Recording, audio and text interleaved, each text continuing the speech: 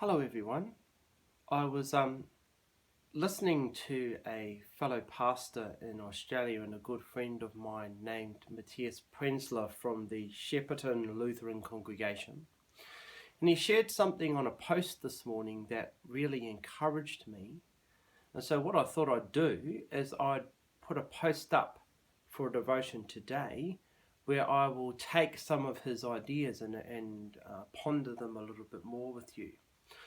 So the reading that I'm going to read is from John chapter 20, just two verses, and they are verses 19 and 20. It says, "In the evening of the first day of the week, after Jesus' resurrection, the disciples were gathered together with the doors locked because of their fear of the Jews. Then Jesus came and stood among them and said to them, 'Peace be with you.' Having said this, he showed them his hands and his side, so the disciples rejoiced when they saw the Lord." Think about these disciples for a minute. They were locked behind closed doors out of fear. Now, their fear was from the authority, from the government, fear of persecution because they had been followers of Jesus. But if you think about our situation, where we are, we're not staying home behind our doors of our home because we're afraid that the government is persecuting us. No, we're here for the exact opposite reason. We are at home because we're obeying the orders of the government. We're doing this in good faith and following the orders of the government because that's exactly what Christ expects us to do. So in our prayers, when we pray together in the prayer of the church, we often pray for our government. So when our government makes decisions, we believe that God's hand is often in the decisions that they make. So we find ourselves in a place where we are behind closed doors.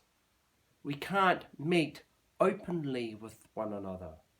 We're kind of confined to our house.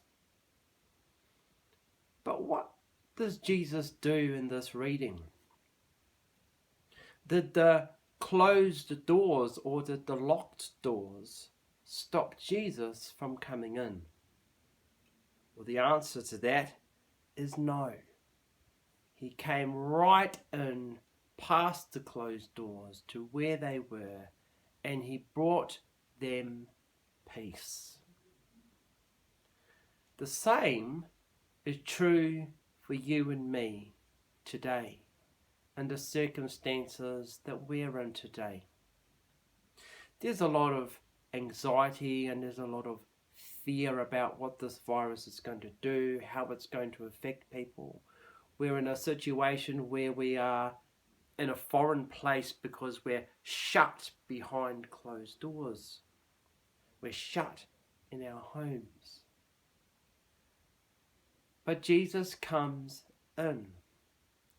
He's with us, and he brings us his peace. So my encouragement to you in this short devotion is to focus on that. In the midst of whatever you're doing at home, however you're managing what you're doing, whether you're by yourself or whether you're with your family, I encourage you to focus on the fact that despite this, Jesus is present with you. Amen.